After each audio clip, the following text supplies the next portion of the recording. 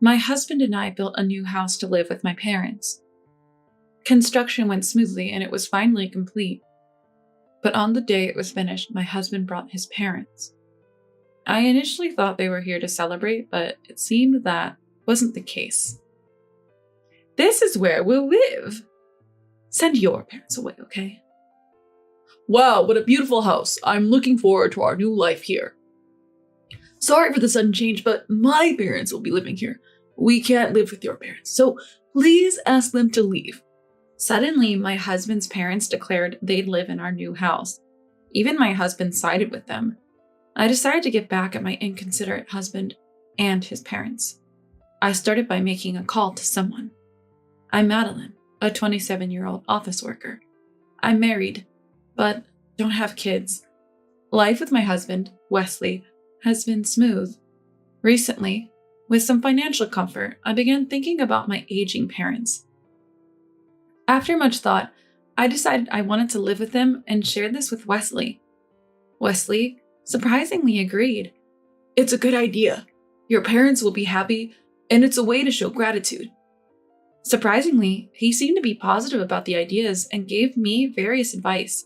If we're going to live together, our current house might be too small. How about building a new one? We might need more space if we have kids. What do you think? Wesley was right. Our current house wasn't spacious. Considering future kids, a bigger house seemed better, so I agreed. Little did I know this house would lead to such a problem. We started planning immediately. We discussed the best house for elderly parents, its proximity to the station, and its size. Which plot of land do you prefer? I think this one's more spacious.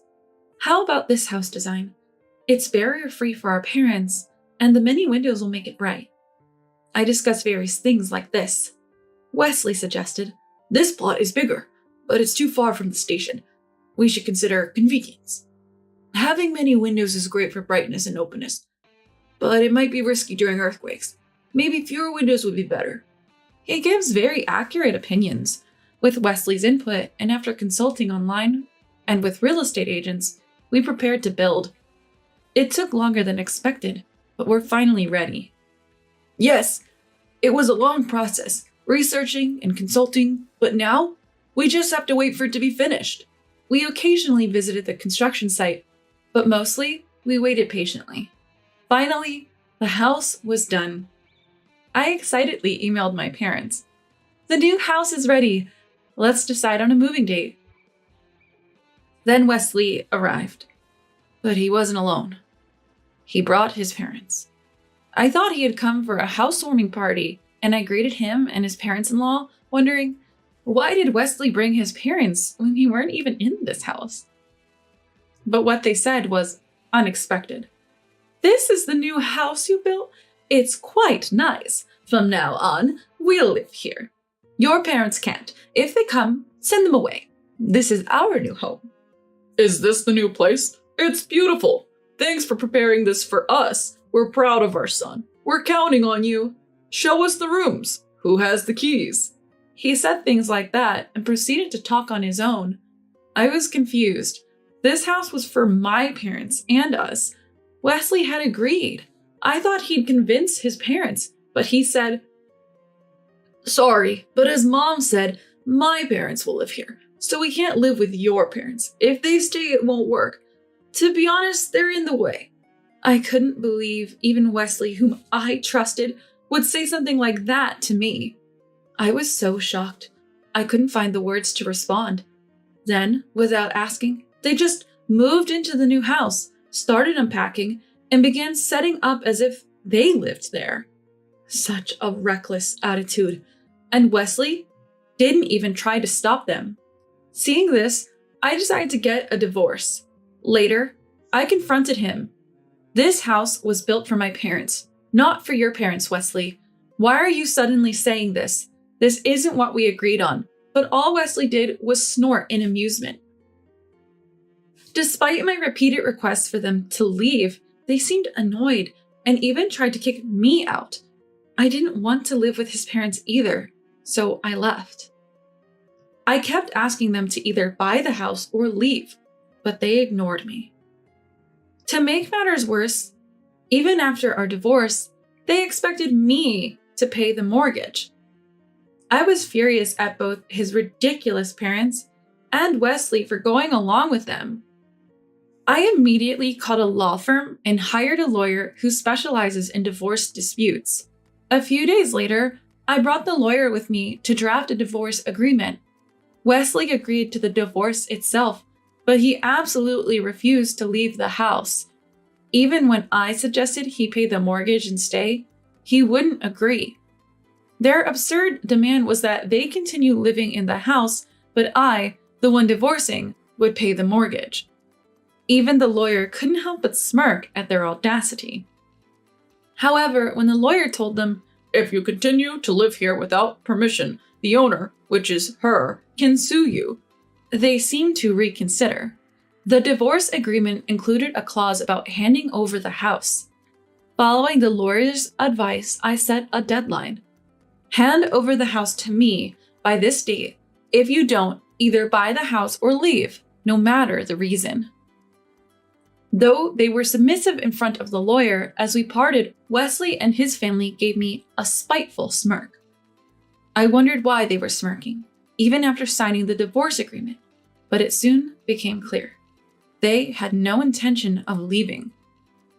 They seemed to think that as long as they lived there, no one could force them out. Despite my repeated warnings, they just claimed they were preparing to leave. In the end, I couldn't reclaim the house by the promised date. On the day, I gave them one last warning. Wesley, his mother, and father just laughed at me. "A divorce agreement is just a piece of paper. We've lived here until today and faced no issues." Relying on a lawyer, it's like you can't do anything on your own. I feel relieved to be divorcing such a useless woman. "You don't understand your place as a daughter-in-law. You should serve Wesley. This house is for Wesley, and by extension, his family. Know your place." I could only sigh. Why did I marry someone like this? But regretting it now wouldn't change anything. Fine. Since you won't respect that piece of paper, I'll sue. If you won't listen to me or the lawyer, I'll let the court handle it. When they heard the word lawsuit, Wesley and his family seemed taken aback, but perhaps because they had lived comfortably, even after being warned by a lawyer, they seemed to underestimate the situation. However, their laughter faded when I explained that even if it's not a crime that leads to arrest, I can still sue them. They started to gauge my seriousness. When I called my lawyer right then and there, Wesley suddenly raised his voice in anger. Ignoring him, I told my lawyer, "Hello? Yes, they don't seem to have any intention of leaving or buying the house. I've decided to proceed with the lawsuit as planned." Sensing my determination, Wesley and his family suddenly changed their tune, crying and begging. "We're old and can't work anymore. Please, let us stay here. It's hard for us to live with these aging bodies. We don't have much time left. Please reconsider out of respect for the elderly." "If we leave, we'll have nowhere to go. Are you really going to do this to us? Just let us stay a bit longer. Or do you not care about old people who don't have much money? If you kick us out, we'll end up homeless and starve on the streets. Please, think of it as charity." "If we leave, my parents will have nowhere to live. I can't provide a good life for them with my income. Just say okay, and everything will be resolved. Please?" They tried to use their living situation as leverage. Their true intentions were clear. They thought I wouldn't be able to refuse. But I did. After all, they started living there without my permission and then demanded money. It was too much.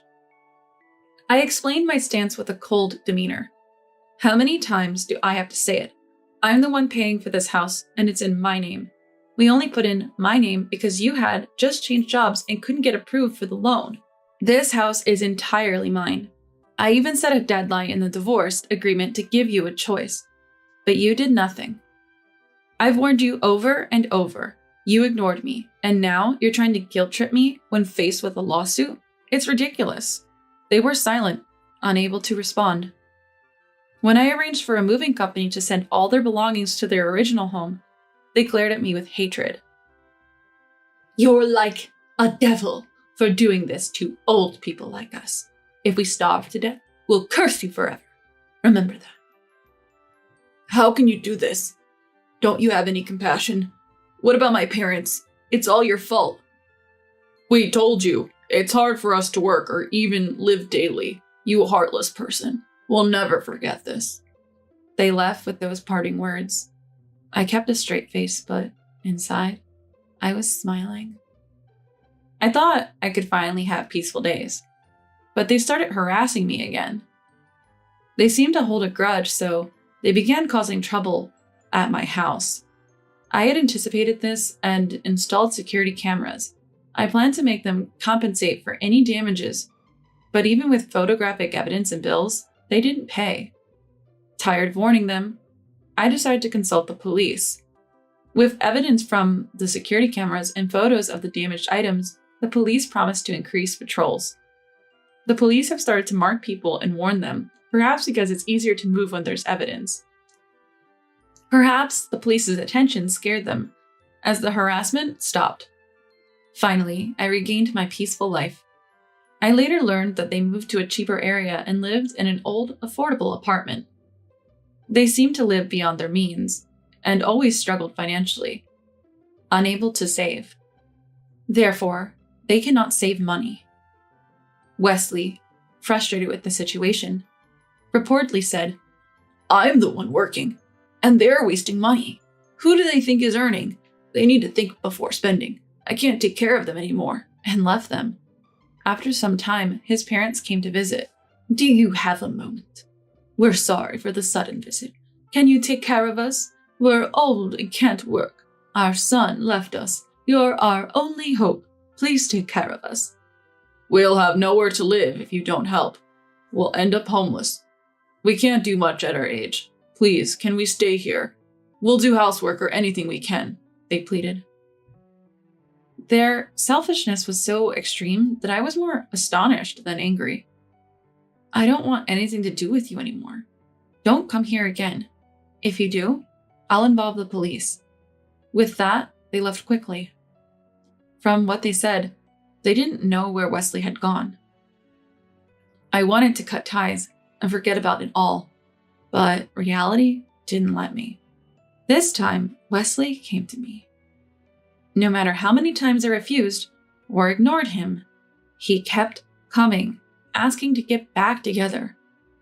Look, I'm sorry about before. Turns out my dad had racked up a lot of debt, and we had to sell our original house. We had nowhere to live, and after paying off the debt, we had almost no savings left. I thought we could stay at your place. After leaving that house, we lived in a cheap apartment, but my parents kept spending. So we couldn't save money, and life became tough. That's why I left. Can't you give me another chance? I promise I won't act like that again, please. Hearing this, I finally understood why his parents had come to my new house, and why they couldn't return to their family home.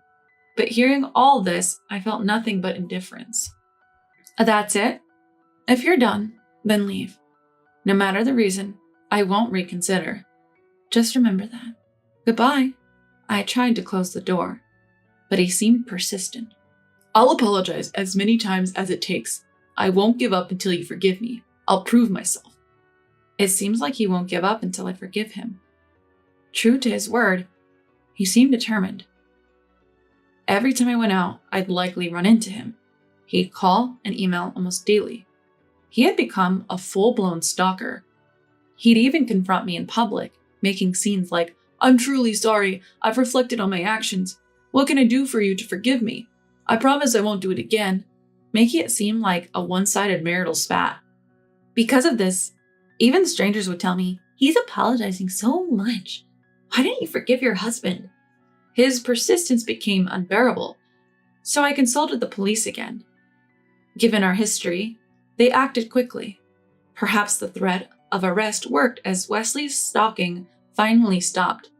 I managed to settle all the issues, and as initially planned, Mom and Dad and I started living in the new house.